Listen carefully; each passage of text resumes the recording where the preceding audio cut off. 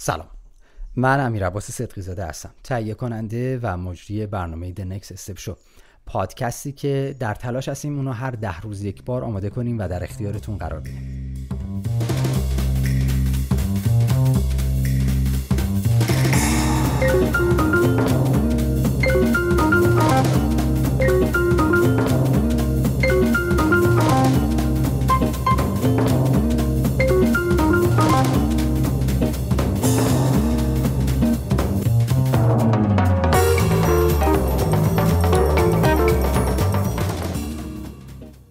کاری هم که می‌خوایم توی این پادکست بکنیم خیلی ساده است. می‌خوایم ببینیم به چه شکل ایده هایی که برامون به وجود میاد یا فکری که به ذهنمون میرسه رو چه جوری میتونیم اونو تبدیلش بکنیم به یک ایده استارتاپی و به چه شکل میتونیم یک استارتاپ از تو دل اون ایده ها در بیاریم.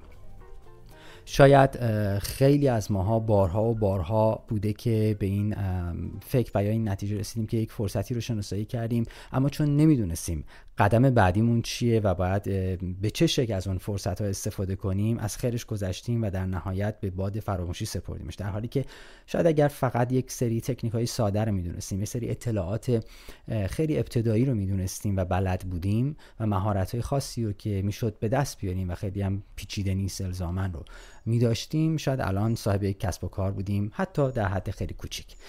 کاری که می‌خوایم تو این برنامه بکنیم دقیقاً همینه. می‌خوایم ببینیم که قدم‌های اولیه برای راه اندازی یک استارتاپ چیه و اگر یک ایده‌ای به ذهن ما رسیده، قدم بعدیمون باید چه چیزی باشه.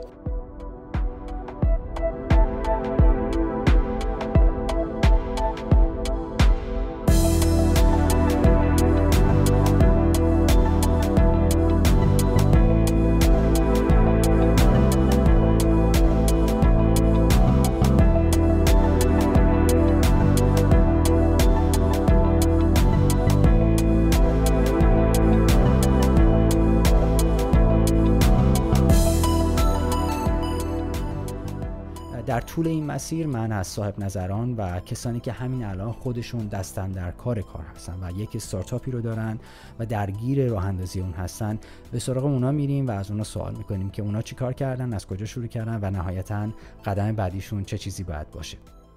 یک نکته‌ای که خیلی مهم هست باید خدمتتون بگم اینه که این برنامه به صورت فصلی تولید میشه و در اختیارتون قرار میگیره. در فصل اول ما میپردازیم به این که شرایط فعلیمون بعد از بحران کووید 19 و همچنین بعد از این دوران رکود اقتصادی چگونه خواهد بود، فرصت‌ها و تهدیدهای فعلی چیه و ما میتونیم به چه شکل از اینها استفاده کنیم برای قدم بعدیمون، برای آینده بعد از این بحران‌ها. به هر حال آنچه که مسلمه این بحران‌ها هیچ وقت نیومده که بمونه، قطعاً میگذره. این ما هستیم که باید یک مقدار بیشتر مهارت پیدا بکنیم تا بتونیم ازشون استفاده بکنیم. توی فصل اول صرفاً به این موضوع می‌پردازیم، فرصت‌ها و تهدیدها رو از دیدگاه‌های مختلف، افراد مختلف و حوزه‌های مختلف مورد بررسی قرار میدیم در جاهای مختلف، چه در داخل خاک امریکا چه در خارج از خاک امریکا، تا ببینیم شرایط برای افراد مختلف به چه شکل است و به چه شکل ما میتونیم از این شرایط با تنوع نگاهی که به دست میاریم استفاده بکنیم تا بتونیم ایده هامون رو به درستی در حقیقت شناسایی بکنیم و در نهایت قدم‌های لازم رو در جهت ساخت یک استارتاپ برداریم. من بیشتر از این وقتتون رو نمیگیرم، از اینکه وقتتون رو به من دادین ازتون سپاسگزارم.